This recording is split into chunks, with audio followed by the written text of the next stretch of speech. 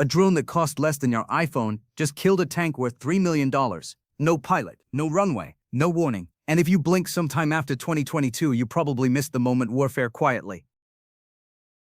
Because when most people hear military drone, they imagine something like the MQ-9 Reaper, big, expensive, controlled from a base in Nevada. What they don't picture is a $400 quadcopter hovering over a trench, dropping a modified grenade into a hatch the size of a dinner plate. But that's exactly what's happening right now. By 2024, Ukraine was losing and destroying thousands of drones per month, not dozens, not hundreds, thousands. And Russia? Same story. This isn't a side tool anymore. It's the battlefield. Meet Artem, 32, former IT technician from Kiev. In March 2022, he's handed a controller that looks like it belongs to a PlayStation. 2 weeks later, he's hunting armored vehicles worth more than his entire apartment building. He'd never flown anything before. Now he's deciding who lives and who doesn't. From 10 kilometers away. Short distance, massive impact.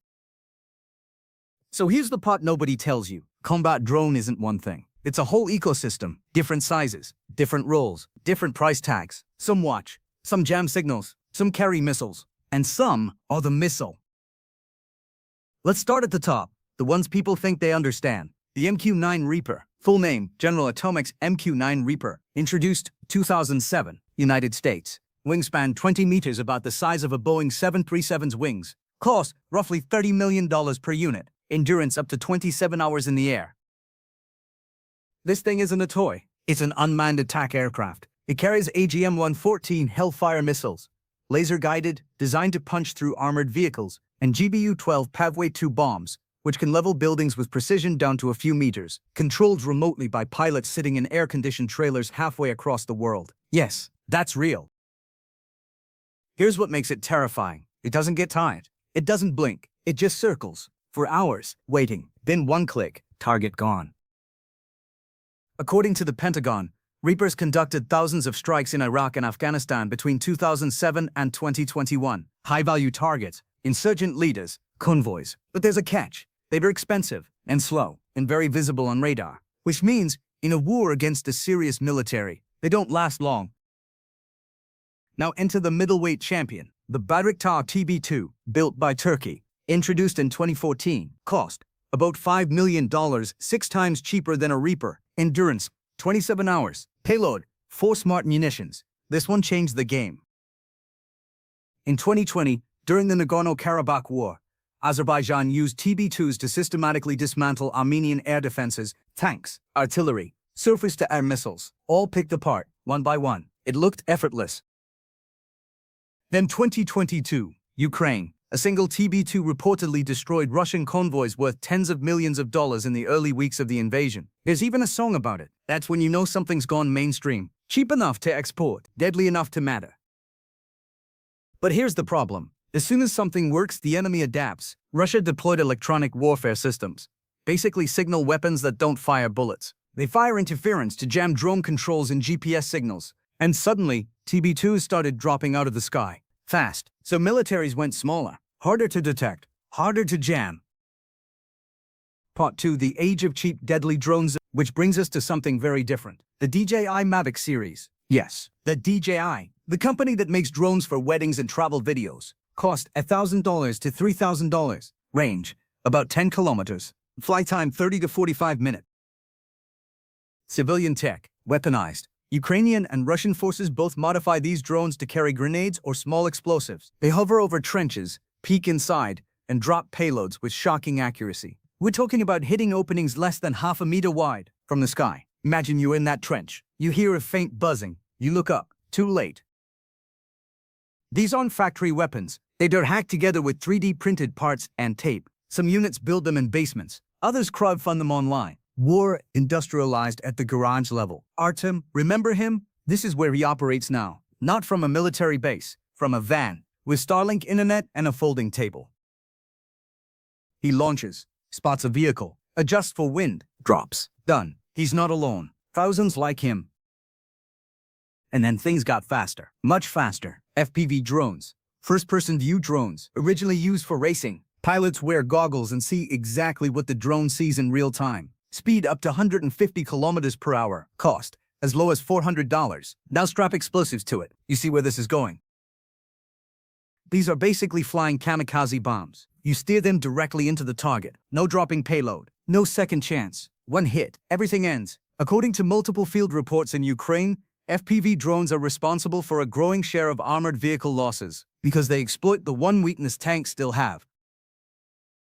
The top armor, thin, vulnerable, and now, always exposed. Tanks were designed to fight other tanks, front-facing threats, not something diving from above at 120 kilometers per hour. Different battlefield, different rules.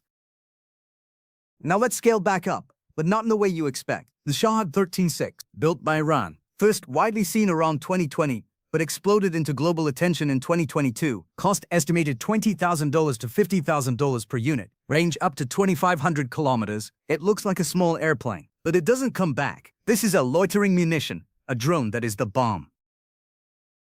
You launch it, it flies toward a target area, it loiters, circles, until it finds something worth hitting. Then it dives and detonates. No recovery, no reuse. Russia has used Shahed drones extensively against Ukrainian infrastructure, power plants, substations, cities. Why? Because they're cheap, and you can launch them in swarms, 10, 20, 50 at once. Air defenses get overwhelmed, something gets through. And here's the math. You shoot down a $20,000 drone with a $500,000 missile, you're losing money every time. That's not sustainable. So now air defense systems have to adapt. Cheaper interceptors, machine guns, electronic jamming, anything that flips the cost equation back. Because right now, it's broken.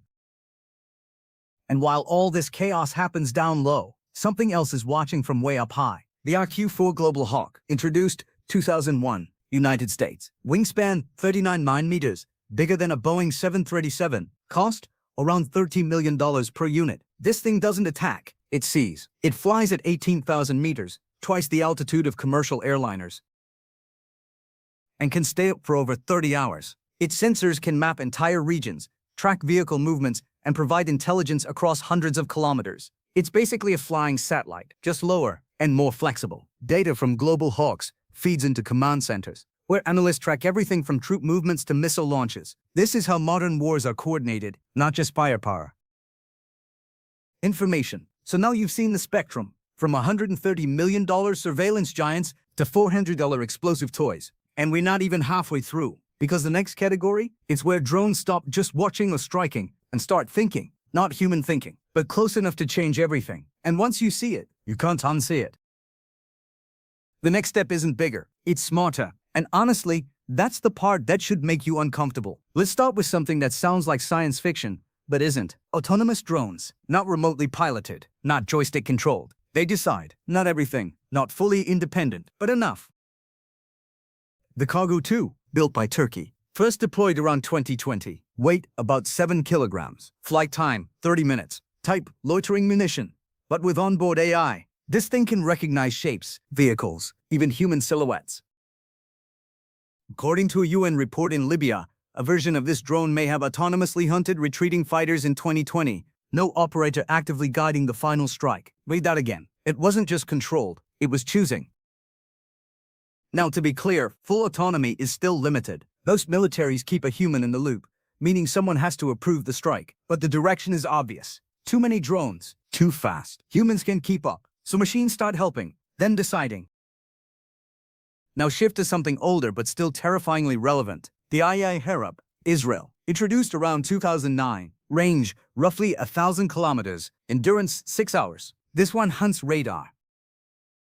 Enemy air defense systems rely on radar, emitting signals to detect incoming threats. The Harab locks onto that signal, follows it, and slams into the source. It's basically an anti-radiation missile that can think and wait. In the 2020 Nagorno-Karabakh war, Harab drones were used to systematically eliminate Armenian air defenses. Once the radar goes silent, everything else becomes vulnerable. No radar, no eyes, no defense. That's the pattern. First, you blind the enemy, then you hit them.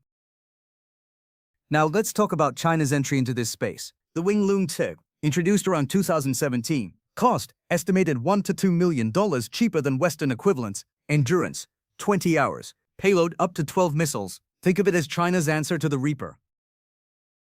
Exported to countries like Saudi Arabia, UAE, Egypt. Used in conflicts across the Middle East and North Africa. And here's the key point, it's accessible. Not every country can buy American drones, but they can buy these. And that spreads the technology. Fast. By 2024, over 40 countries operate armed drones. That number was under 10 in 2005. Let that sink in. Another player you've probably heard less about, the Mohajer 6, Iran. Introduced around 2018. Range, 200 kilometers. Endurance, 12 hours. Carries precision-guided bombs. Smaller than a Reaper, but effective enough. Iran has exported these to multiple allies, including groups that aren't even formal militaries. That's the shift. State-level technology in non-state hands. Militias, insurgent groups, proxy forces. Same tools, different rules.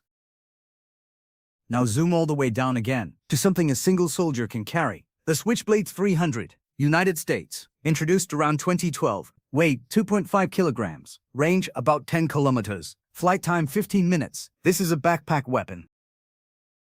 You fire it from a tube. It pops out, unfolds its wings, and becomes a small drone in seconds. Camera on board. Lead video feed. You find a target. You decide. You dive. It's designed for soft targets, vehicles, personnel, light structures, not tanks, but that's not the point. Precision, portability, speed. There's also the Switchblade 600, bigger, heavier, about 24.5 kilograms, designed specifically to kill armored vehicles. Yes, one soldier, one drone, one tank. That equation didn't exist 20 years ago. Back to Artem. He's not using Switchblades, too expensive, too limited in supply. He's building his own FPV drone, battery, explosive charge. Total cost, maybe $500. He straps on a modified RPG warhead, launches, flies low to avoid detection. He sees a Russian armored vehicle through the goggles. No zoom, no stabilization, just raw video. Wind shaking the frame, signal cutting in and out. He adjusts, corrects, commits. There's no abort button at the final second. Just impact. That's it. One drone, one vehicle disabled or destroyed. And here's the uncomfortable truth. This is scalable. You can build hundreds, thousands, even in makeshift workshops. And suddenly the battlefield isn't about a few expensive platforms anymore. It's about volume. This is where everything clicks. This is the moment. Most people think modern warfare is about who has the most advanced weapons, the stealthiest jets, the most expensive missiles. It's not. It's about who wins the cost exchange. A $500 drone destroys a $3 million tank. That's a 6,000 to 1 ratio. You don't need to win every time. You just need to make the math unbearable. And if your enemy has to spend $500,000 to shoot down your $20,000 drone, you're winning even when you lose. That's the shift. Cheap beats expensive. Volume beats precision. Adaptation beats tradition. Now take that idea and scale it back up again. The XQ-58 Valkyrie, United States. First flight in 2019. Cost, estimated $3 to $4 million. Extremely cheap for a military jet. This is a loyal wingman. It flies alongside manned fighters like the F-35. Extends their sensor range. Carries weapons. Takes risks. If it gets shot down, you lost a drone, not a pilot. That changes decision-making. You send drones into dangerous airspace first. Let them draw fire. Map defenses. Then you strike. The human pilot becomes a commander of machines, not just flying, directing. And now imagine not one Valkyrie, but 10 or 20, all coordinated, all sharing data in real time. That's not a drone, that's a system. This is where warfare is heading. Networks of drones, different sizes, different roles. Some scout, some jam signals. Remember, that's electronic warfare, attacking enemy communications instead of shooting. Some strike, all connected. You don't fight one drone, you fight the network, and that's much harder. So let's step back. You've got high-altitude surveillance giants like the Global Hawk, precision strike platforms like the Reaper and TB2, cheap quadcopters turned into weapons, FPV kamikaze drones, loitering munitions like the Shahed and Hera, backpack weapons like the Switchblade, and emerging autonomous systems like Cargo. Different tools, same battlefield. Which one is the most powerful? It's the wrong question, because the real answer is all of them together. Modern warfare isn't about a single weapon anymore. It's a loop. Find, fix, finish, then do it again. Drones do every step. Artem finishes a mission, removes the goggles. His hands are shaking, not from fear, from focus. He checks the footage, confirms the hit. Another vehicle gone. He was a civilian 2 years ago. Now, he's part of a system that didn't exist a decade ago. And here's the final thought. Drones didn't just change how wars are fought. They changed who gets to fight them. You don't need a billion-dollar air force anymore. You need skill, adaptation, and a few hundred drones. That's enough. And the next time you hear that sound, you won't look at the sky the same way. It's already there.